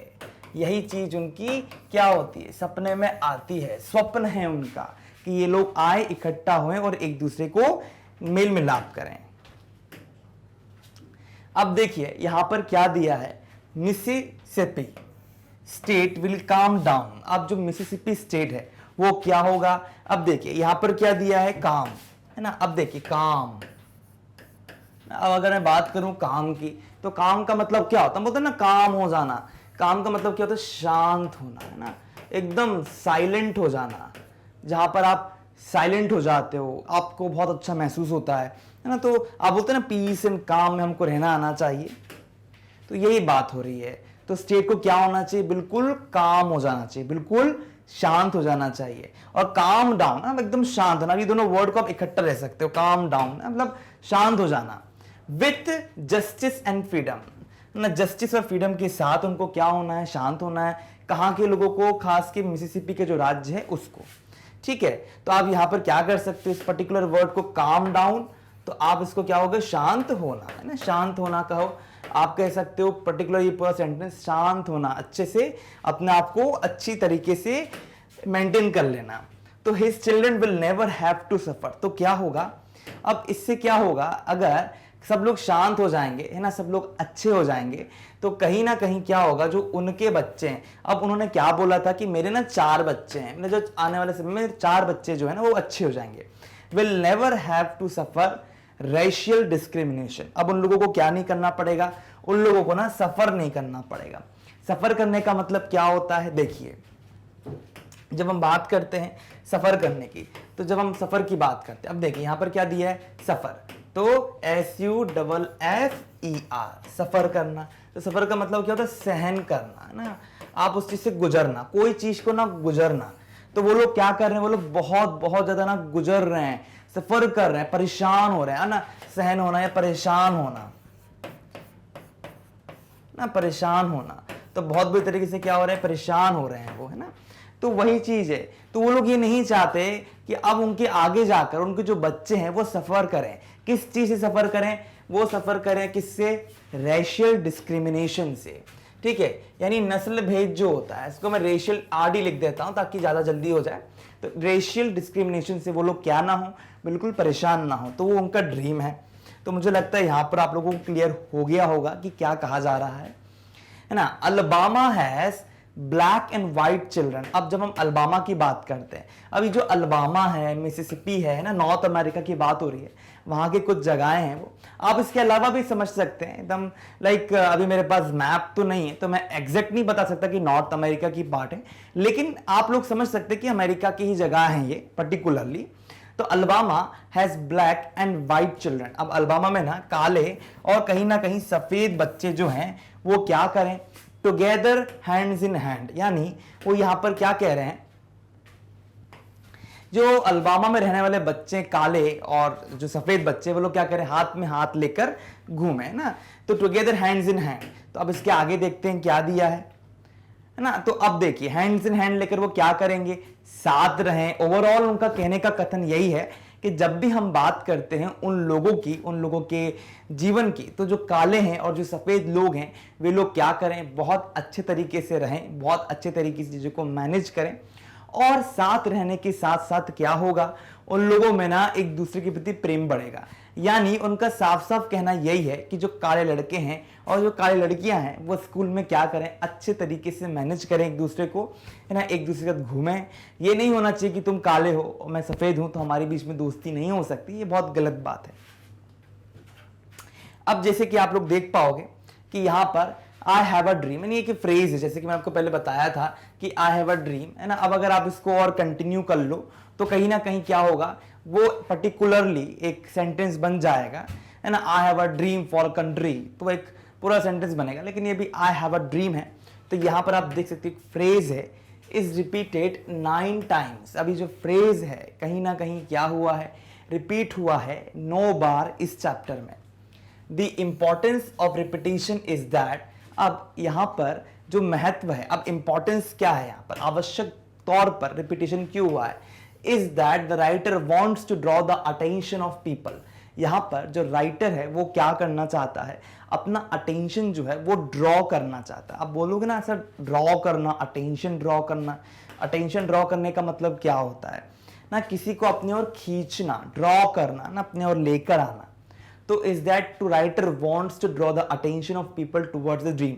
तो जो लोग हैं ना, लोगों के प्रति क्या करना चाहते हैं? टूवर्ड्स द ड्रीम, बिकॉज तो वो यहां पर क्या कर रहे हैं? लोगों को अट्रैक्ट कर रहे हैं अपने सपने की ओर, क्योंकि इट इज द ड्रीम, क्योंकि कहीं ना कहीं ये क्या है? यह एक ड्रीम है, ये एक सपना है। After which they have to start the revolt, है ना। अब अगर मान लो नहीं होता तो उसके बाद वो लोग क्या करेंगे? दे हैव टू स्टार्ट, उन लोगों को क्या करना होगा? स्टार्ट करना पड़ेगा revolt and to see the dream come true. और उसके बाद वो लोग क्या करेंगे? देखेंगे कि कैसे उन लोगों का सपना जो है वो बहुत अच्छे तरीके से पूरा हो रहा है। They have to fight against, अब उन लोगों को क्या करना होगा? दे यानी वे लोग क्या करना होगा? लड़ना होगा। किसके खिलाफ? अगेंस्ट का मतलब खिलाफ होता है। द ब्रूटालिटी, अब देखिए ब्रूटालिटी का मतलब क्या होता है? ब्रूटालिटी से आप समझ सकते हो निर्दयता ना, जो बुराई होती है। आप लोगों को अगर मैं देख के बताऊं, मान लीजिए आप कोई पिक्चर देख रहे हो और आपने पिक्चर में क्या देखा कि एक आदमी ने एक आदमी को ना बहुत बुरी तरीके से मार दिया गला काट के, और सर ऐसे खड़ा हो गया सर लेकर, तो आप बोलोगे कितना ब्रूटल सीन है, कितना हॉरिफिक है ना। तो ब्रूटल मतलब निर्दयता से गला काटा। लाइक आप लोग इमेजिन करो, मैं तो चाहूंगा ना ही करो तो बेटर है, लेकिन आप लोगों को हमेशा याद रहे तो आप लोग समझ सकते हो। तो ऑफ द गवर्नमेंट, है ना, ब्रूटालिटी जो है। अब यहाँ पर जो गवर्नमेंट की निर्दयता है ना, उसके खिलाफ क्या करना उनको? बाद में अगर उनकी बातों को नहीं सुना जाता तो वो उनके खिलाफ क्या करेंगे? उसके खिलाफ आकर वे लोग खड़े हो जाएंगे। तो यही बात जो है यहाँ पर हो रही है। दिस रिपीटेशन इज डन, तो ये जो रिपीटेशन है वह कहीं ना कहीं क्या करता है? Done to signify its meaning. तो कहीं ना कहीं ये हम लोगों को ना एक इंगित करता, सिग्निफाई का मतलब क्या होता है? उसके अर्थ को इंगित करता है यहां पर। तो माय डियर स्टूडेंट्स, यहां पर क्या हो रहा है? आई हैव अ ड्रीम एक पर्टिकुलर फ्रेज है, ठीक है। अब आप इस फ्रेज को यूज करके सेंटेंस बना सकते हो, बहुत सारी चीजें हैं, लेकिन मेन टाइटल हमारा ये है कि फ्रेज जो है ना यहां पर 9 बार जो है वो रिपीट हुआ है। इस बात को आप लोग ना बहुत अच्छे तरीके से ध्यान में रख लीजिए क्यों रख लें? क्योंकि ये क्वेश्चन एग्जाम में पूछा जा सकता है और ऐसे एग्जाम्स में क्वेश्चन पूछे जाते हैं जो कि स्टैटिक होता है ना। ये आपका बिल्कुल स्टैटिक है, एकदम स्टैटिक वाला पार्ट है आपका, ठीक है। तो स्टैटिक वाले पार्ट से क्वेश्चन जो है वो आराम से पूछे जा सकते हैं। आप लोग इस विषय को लेकर बिल्कुल भी चिंता ना करें, ठीक है। तो अब आप लोग क्या करो, उसको VVI कर लो, वेरी वेरी इंपॉर्टेंट कर लो। चलिए अब हम आगे बढ़ते हैं और यहां पर क्या दिया है, यहां पर दिया है क्वेश्चन नंबर 4 ना। अब क्वेश्चन नंबर 4 क्या कह रहा है, देखिए, व्हाट इज द प्लेज। अब देखिए मैंने आपको बताया था प्लेज का मतलब क्या होता है। अब देखिए प्लेज का मतलब क्या होता है। जब हम बात करते हैं प्लेज की, तो प्लेज क्या है, प्लेज क्या होता है, ये वर्ड क्या बताता है, प्रतिज्ञा बताता है। प्रतिज्ञा हो गई, प्रॉमिस हो गया हमारा, है ना, जहां हम किसी से वादा कर रहे हैं कुछ चीज को लेकर ना, संकल्प लेना ना, संकल्प वाली बात हो जाएगी। तो प्लेज क्या है, प्रतिज्ञा। तो यहां पर व्हाट इज द प्लेज, तो यहां पर क्या थी प्रतिज्ञा, when will it be fulfilled, और वह कब फुलफिल्ड होगा, है ना। अब विल आ रहा है तो ये क्या है, फ्यूचर, फ्यूचर की बात हो रही है ना। जब हम फ्यूचर की बात करते हैं, फ्यूचर टेंस की है, ठीक है। तो इट विल बी फुलफिल्ड ना, वो when will it be fulfilled, वो कब फुलफिल होगा। तो यहां पर फ्यूचर टेंस लगा है तो कब होगा, तो आने वाले समय की बात हो रही है यहां पर। तो आप लोगों को अब समझना चाहिए कि इसका उत्तर क्या होगा। अब देखिए फुलफिल्ड का मतलब क्या मतलब होता है, फुलफिल्ड ना, पूरी तरीके से उनकी जो आशाएं हैं वो पूरी होंगी, फुलफिल ना। आप बोलते हैं ना, my dream should be fulfil, I want to fulfil my dream one day. तो मुझे अपना ड्रीम को क्या करना, पूरा करना है। तो कब उनको पूरा होगा, पूरा होना है ना, इसका पूरा होना भी ले सकते हो, इस टर्म को आप इस तरह समझो, पूरा होना, ठीक है। अब आप लोग समझ गए होंगे। तो क्वेश्चन क्या है, क्या था प्लेज, क्या थी प्रतिज्ञा, और वह कब पूरी होगी। तो यहां पर देखिए उत्तर क्या दिया है, the pledge is to always march ahead. अब अगर हम ध्यान दें तो यहां पर यह दिया जा रहा है कि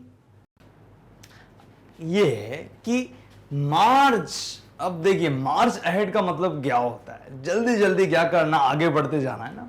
तो यहां पर वही बात हो रही है कि प्रतिज्ञा is to always march ahead, हम लोगों को क्या करना है ना, बहुत जल्दी जल्दी आगे बढ़ना है, ये नहीं कि धीमे धीमे बढ़ रहे हैं। अब जैसे आई एम गोइंग है ना, बहुत धीमे धीमे अगर हम बोलेंगे तो कैसे चलेगा, गलत है ना। तो वही बात यहां पर हो रही है, the pledge is to always march ahead, है ना। ये जो है कि हमारी प्लेज जो है, हमारी प्रतिज्ञा वो है कि हम हमेशा आगे बढ़ें बहुत फुर्ती से, on the path of freedom ना, जो हमारा फ्रीडम का पाथ है। अगर मैं बात करता हूं किसकी बात, फ्रीडम की। अब देखिए यहाँ पे फ्रीडम जो है ना कहीं आजादी की बात हो रही है। तो जो राह है, फ्रीडम की जो राह है, उस पर हमको क्या करना है, बहुत जल्दी जल्दी जल्दी जल्दी आगे बढ़ते जाना है, and never to turn back. और हमको क्या करना है, हम लोगों को ना पीछे की ओर नहीं देखना है, to move ahead with chest puffed, है ना। पर अब हमको पीछे की ओर नहीं देखना है और हमको क्या करना है, आगे बढ़ना है विद चेस्ट पफ्ड, ऐसे करके सांस लेकर अपनी छाती चौड़ी करके आगे हमको बढ़ना। मतलब यहां पर सिर्फ यही बात आप लोगों को बताई जा रही है कि आप लोगों को ना बहुत बढ़िया तरीके से अपने आप को आगे लेकर जाना है। ये नहीं होना चाहिए कि आज नहीं कल नहीं, टालना मटोली वाली बात नहीं। आप लोगों को पीछे नहीं होना है। अगर आप लोगों ने प्रतिज्ञा की है कि हम अपने आप को क्या करेंगे, फ्री कर देंगे, अपने आप को बहुत अच्छा बना लेंगे, तो स्वाभाविक है कि ऐसी स्थिति नहीं आनी चाहिए, क्योंकि अगर ऐसी स्थिति आ जाएगी तो कहीं ना कहीं आप लोगों को ना परेशानी देखनी पड़ेगी। खास कि वो नीग्रो लोगों को पॉइंट आउट करके ऐसा कह रहे हैं। इट विल बी फुलफिल्ड, ये ना बहुत जल्दी क्या होगा, पूरा हो जाएगा। फुलफिल्ड का मतलब होता है पूरा हो जाएगा। When the Negroes get their rights, ना जब नीग्रो लोग जो होंगे ना, उन लोगों को उनके अधिकार जो है वो वहां पर प्राप्त हो जाएंगे। तो अधिकारों की प्राप्ति हो जाने से ना स्वतः हम बोल सकते हैं कि क्या होगा, उन लोगों की सपने पूरे हो जाएंगे। अब आप लोग बोलोगे सर कि यहाँ पर ऐसी कौन सी चीजें हैं ना, ऐसी कौन सी बातें हैं जो कि बहुत ज्यादा इंपॉर्टेंट है, कौन सी चीजों को फुलफिल होना चाहिए, है ना। तो यहाँ पर उनके राइट है और उनकी फ्रीडम है।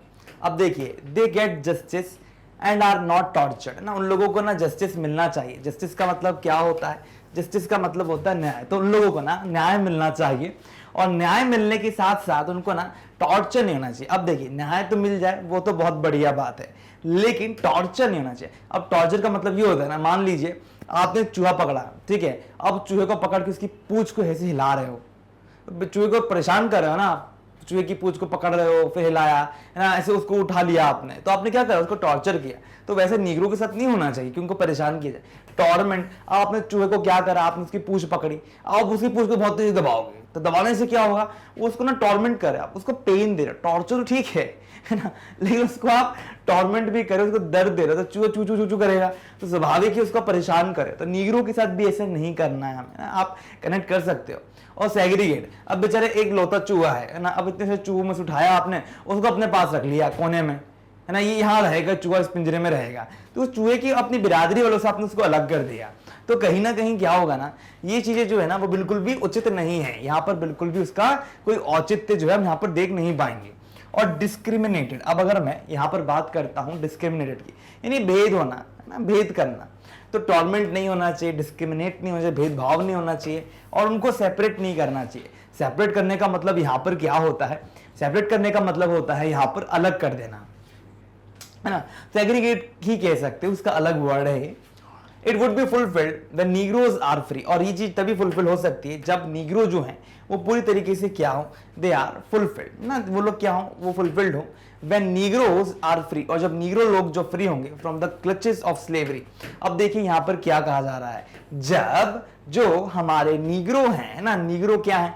जब आजाद होंगे ना, एकदम उन्मुक्त पंछी की तरह एकदम खिलखिला के ऐसे उड़ रहे होंगे, फड़ फड़ करके, है ना, तो फ्री होंगे किससे? क्लचेस ऑफ स्लेवरी, जो दासता है ना, जिन लोगों को इतना कैद करके रखा है, ये वो ये सब चीजें से ना, लोग जब त्रस्त हो गए उसकी ना, उससे आजाद जब वो लोग हो जाएंगे, तो स्वतः ही क्या होगा? उन लोगों को उनका जो फल है वो प्राप्त हो जाएगा। तो क्लचेस का मतलब ये होता है कि आप ऐसे देख सकते हो, आप क्लचेस को इस तरह समझ सकते हो कि यहां पर ना, जैसे कि ये एक आदमी है, ठीक है, और इस आदमी ने क्या करा है? एक पक्षी जो है उसको क्या करा? उसके पीछे ना दुम पे ना एक बना के रखा है, वो फंसा के रखा है, क्या एक आप डोरी मान सकते हो, ठीक है। तो अब यहां पर ना स्लेवरी ने क्या करा है? हमको क्या करना है? Negro are free from the clutches of slavery. तो जब नीग्रो जो हैं वो फ्री हो जाएंगे स्लेवरी के क्लचेस से, यानी आप यहां पर देख सकते हो कि अगर नीग्रो को मान ले पंछी, तो वो किसके क्लचेस में? पकड़ में है। अगर इसको हम काट दें तो क्या हो? क्लचेस से बाहर हो जाएगा। तो वही बात जो है ना यहाँ पर बताई जा रही है, और इस बात को हमको बहुत अच्छे तरीके से समझना है, because it is very very important. अब यहाँ पर देखिए और क्या दिया जा रहा है, and are given citizenship right, और उनको क्या दिया जाना चाहिए, और उन लोगों को ना सिटीजनशिप राइट जो है वो भी बहुत अच्छे तरीके से प्रोवाइड कर दी जानी चाहिए। अगर हम सिटीजनशिप राइट जो है उनको नहीं देंगे तो कहीं ना कहीं वे लोग आजाद स्थिति में नहीं होंगे, और उन लोगों के साथ बहुत बहुत अन्याय होगा। माय डियर स्टूडेंट्स, इस बात को आप लोग 110% अपने माइंड में संभाल के रख लीजिए कि सिटीजनशिप राइट्स जो होते हैं ना, वो ही कहीं ना कहीं मानव की असली अधिकार है। भाई आप राज्य में रह रहे हो, आपको तो आजादी होनी चाहिए ना, मुझे ये काम करना है, मेरे ये कार्य है, भाई मेरे को रोको मत, टोको मत, नहीं, हर जगह रोक टोक होनी चाहिए। भाई जहां पे सबको रोका जा रहा है तो वहां पे आपको भी रोका जाएगा।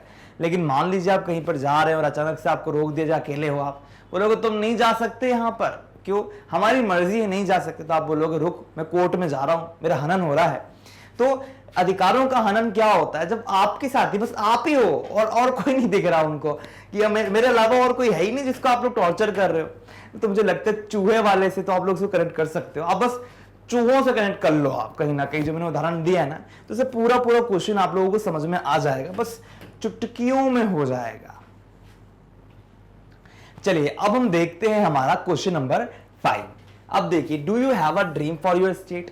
अब यहां पर ये कहा जा रहा है, क्या आप लोगों का कोई सपना है अपने राज्य के प्रति?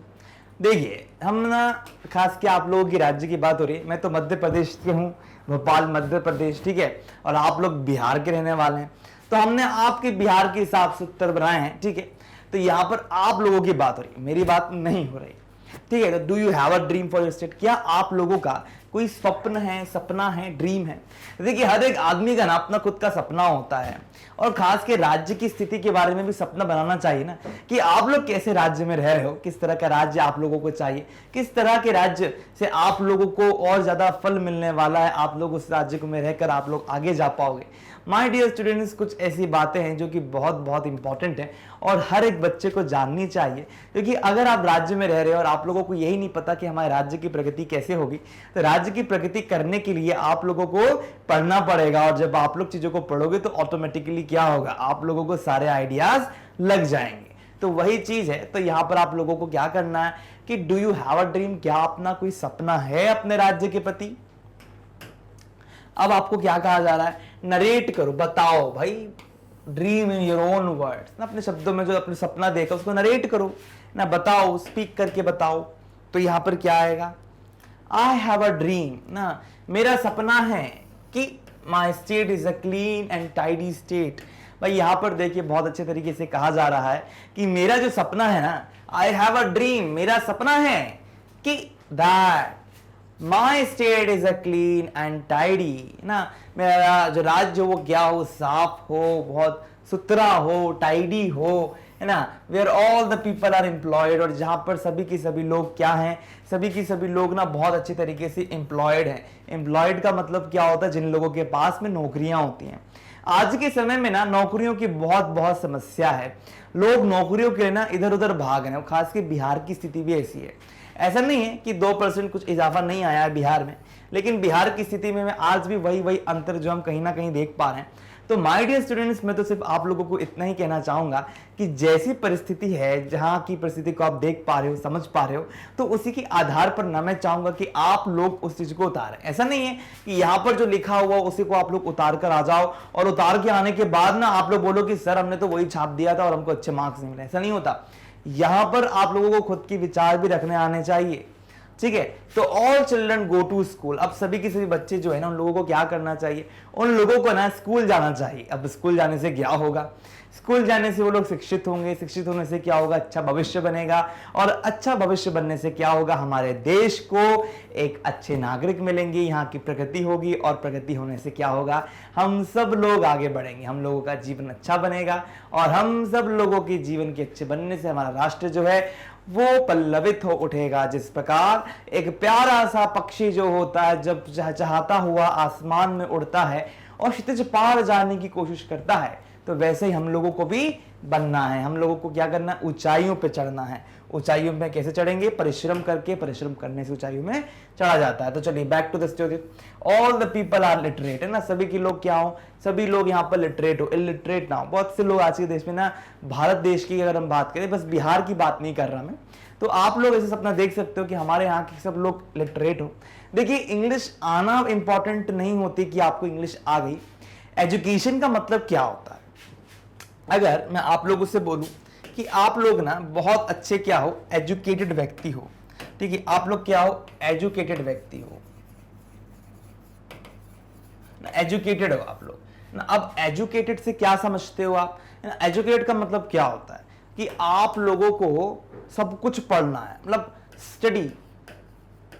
ये एजुकेटेड मतलब स्टडीज के प्रति आप लोगों का रुझान है, आप इसको ऐसा भी कह सकते हो। एजुकेटेड का मतलब आप ऐसे भी ले सकते हो कि आप बहुत पढ़े लिखे हो, है ना, बहुत क्या हो, पढ़े लिखे हो। तो आप लोगों का बहुत पढ़ा लिखा होना क्या ये बताता है कि आप एजुकेटेड हो?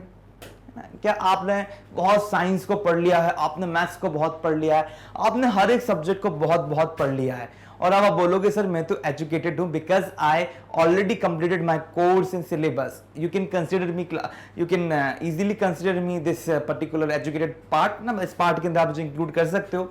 तो मैं कहूंगा no, I am not going to accept you as an educated person until unless you have no moral, है ना, मोरालिटी नहीं है आपके अंदर, you have no moral ethics। तो अनएजुकेटेड व्यक्ति उसी को कहते हैं जो क्या करता है, पढ़ाई तो करता है ना, जो स्टडी जो है, जब हम बात करते हैं स्टडी की जब हम बात करते हैं, पढ़ाई तो करता है लेकिन साथ ही साथ वो लिंक करता है। स्टडी का मतलब क्या होता है, पढ़ाई करके लिंक करता है, हर एक चीज को लिंक कर लेता है, और हर एक चीज को लिंक करने के बाद वो क्या करता है, हर एक चीज को लिंक करने के बाद ना वो क्या करता है, हर एक चीज को लिंक कर करना वो कुछ प्रोडक्टिव करता है, प्रोडक्शन करता है।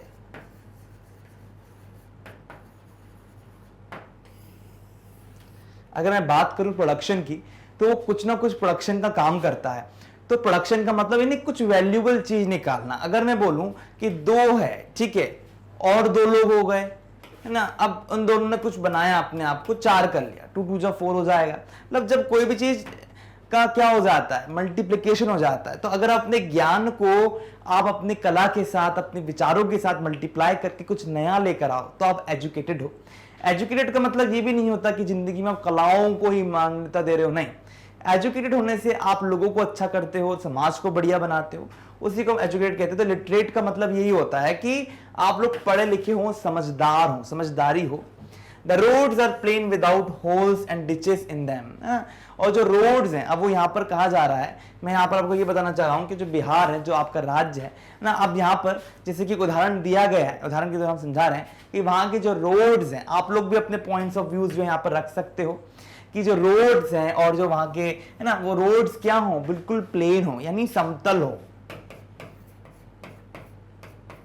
रोड क्या हो, बिल्कुल समतल हो और बहुत बढ़िया हो, ठीक है, विदाउट होल्स ना एंड डिचेस। वहां पर क्या हो, छेद वगैरह ना हो, वहां पे गड्ढे ना हो। डिचेस का मतलब क्या होता है, गड्ढे। वहां पर ना कोई भी गड्ढे ना हो और बहुत अच्छी रोड हो, ठीक है।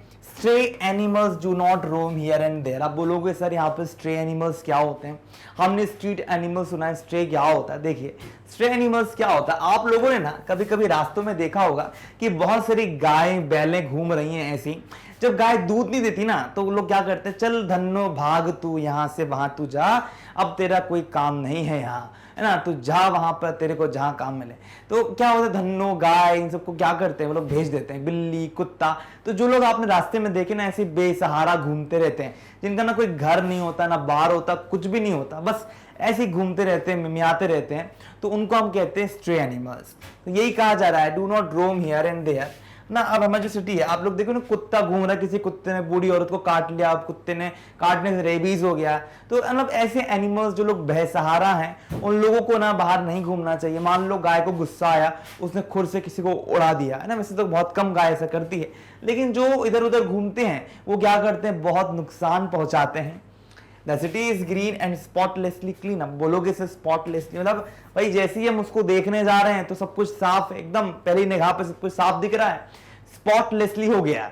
तो मेरे हिसाब से आप लोगों को यहाँ पर एक बात जो है वो बहुत अच्छी तरीके से समझ में आ गया होगा, बहुत कुछ क्लियर हो गया होगा कि आप लोगों का जो राज्य है वो किस तरह का होना चाहिए, आप लोगों का जो राज्य है वो किस तरह से दिखना चाहिए, राज्य की अभिव्यक्ति कैसी होनी चाहिए। जब हम राज्य की अभिव्यक्ति की बात करते हैं, राज्य की एक्सप्रेशन की बात करते हैं, तो ये बात की जो अनुभूति है वो आप लोगों को इस क्वेश्चन को इजीली पढ़ने से क्या हो गई होगी। आप लोगों को समझ में आ गया होगा कि यहां पर क्या कहा जा रहा है, यहां पर क्या बताया जा रहा है।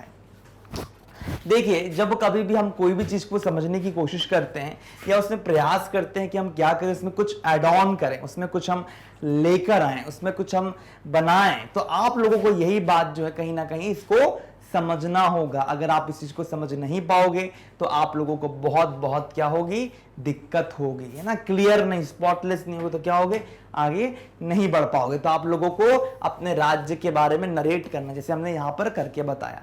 और देखते हैं आगे क्या दिया है, ठीक है।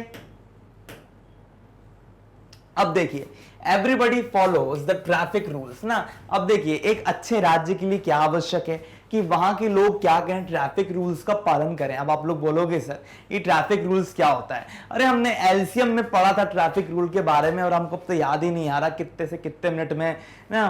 तो ये नहीं, ऐसा नहीं है। ट्रैफिक का मतलब ये होता है कि जहां पर जंक्शन बना हुआ है और सब लोग आ रहे जा रहे हैं। अब अगर ट्रैफिक रूल्स का पालन नहीं करोगे, ट्रैफिक रूल्स को अगर आप लोग ध्यान नहीं दोगे, तो कहीं ना कहीं क्या होगा, डिशुम डिशुम हो जाएगा, ऐसे लोग आएंगे और आप लोग टकरा जाओगे। तो वही चीज है, ठीक है। द गवर्नमेंट रूल्स जस्टली ना, गवर्नमेंट को क्या करना चाहिए, बिल्कुल एग्जैक्ट जस्टली, मतलब जैसा होना चाहिए ना वैसे ही उनको क्या करना होगा, गवर्नमेंट को रूल करना होगा, ठीक है।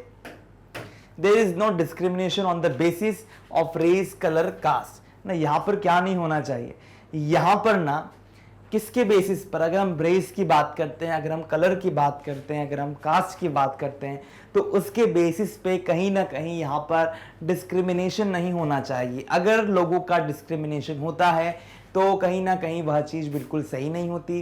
कास्ट का मतलब होता है जाति, रेस तो आप लोग समझ सकते हो, है ना, कि अलग अलग जगहों के लोगों को जब हम इकट्ठा रख देते हैं। कलर का मतलब होता है रंग, क्रीड का मतलब होता है पंथ, है ना। None of the official are corrupt, है ना। और जो ऑफिस में बैठे हैं, जैसे आईएएस आईपीएस हो गए हमारे, ठीक है, आईएएस और आईपीएस लोगों की अगर मैं बात करूं तो वे लोग क्या नहीं होने चाहिए, वे लोग ना करप्ट नहीं होने चाहिए। वे लोग बिल्कुल भी, एक तरीके से अगर आप ध्यान दो तो उन लोगों को ना भ्रष्टाचारी के उस तालिका में उनका नाम नहीं आना चाहिए जहां से आता है, ठीक है। तो मेरे हिसाब से आप लोग समझ सकते हो कि बहुत से भ्रष्टाचारी लोग होते हैं जो लोग क्या करते हैं, लोगों को परेशान करते हैं और लोगों के साथ बहुत बुरा बुरा करते हैं। तो हमारे यहाँ के जो मुख्य ऑफिसर्स हैं, ऑफिशियल लोग हैं, उन लोगों को क्या होना चाहिए, बहुत बढ़िया होना चाहिए। Everybody has the same rights, और हर एक आदमी का क्या होना चाहिए, यहाँ पे सब लोगों के एक जैसे अधिकार होने चाहिए। टू गिव अ वोट, किस लिए, कि वो लोग क्या कर सके, वे लोग वोट दे सके, ठीक है। और to elect their own representative, और वो लोग क्या कर सकें, वे लोग इलेक्ट कर सके, चुन सकें, क्या, खुद के कौन, रिप्रेजेंटेटिव्स को। अब आप बोलोगे सर रिप्रेजेंटेटिव कौन होता है, देखिए रिप्रेजेंटेटिव वो लोग होते हैं जिनको हम लोग क्या करते हैं, खुद चुनाव करके लेकर आते हैं। आप लोग बोलते हैं ना कि सर चुनाव आने वाले हैं, अभी तो कर्नाटक के चुनाव में मोदी सरकार नीचे आ गई, कांग्रेस ऊपर आ गई। अब कैसे आ गई भाई, रिप्रेजेंटेटिव चुन लिए उन लोगों ने, उन्होंने बोला भाई बहुत भ्रष्टाचार हो गया है, अब हमको क्या चाहिए, अब हम चाहते नहीं सरकार आए। और कांग्रेस ने भी क्या करा, कांग्रेस ने कहा कर्नाटक में कि नहीं, हम लोग क्या करेंगे, आप लोगों के लिए हर एक चीज लेकर आ जाएंगे। तो मतलब जो सरकार है, बीजेपी सरकार है, कांग्रेस सरकार है, तानातनी चली वहां पर, और कहीं ना कहीं कांग्रेस की ही जीत हुई। क्यों हुई, क्योंकि उन लोगों ने क्या करा, वहां पे चीजों को लोगों के हिसाब से मैनेज कर दिया। यानी वहां पर गैस सिलेंडर सस्ता कर दिया उन लोगों ने, और क्या करा, वहां पर बिजली सस्ती कर दी, 200 यूनिट बिजली कर दी।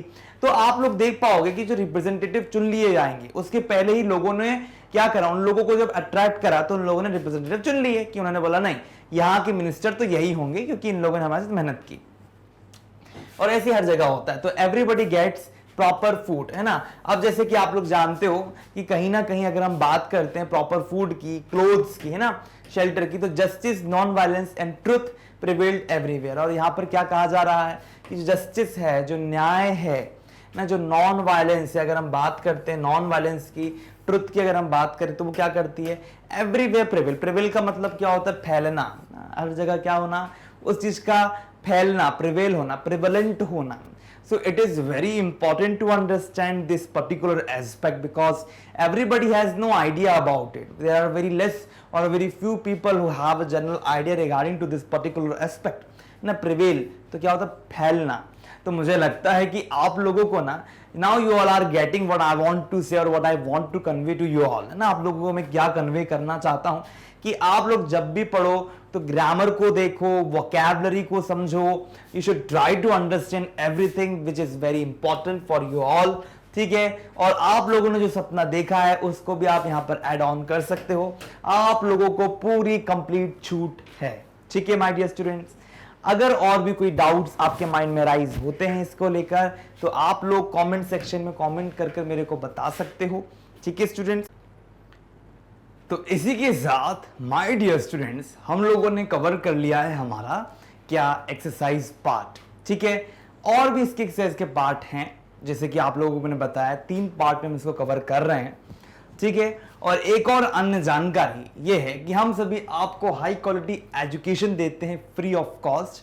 आप हमारे टॉप कोर्सेज देख सकते हैं इंग्लिश हिंदी मीडियम दोनों में, ठीक है माय डियर स्टूडेंट्स। आप वीडियो को लाइक करो, शेयर करो, सब्सक्राइब करो। आप लोगों का बहुत बहुत धन्यवाद।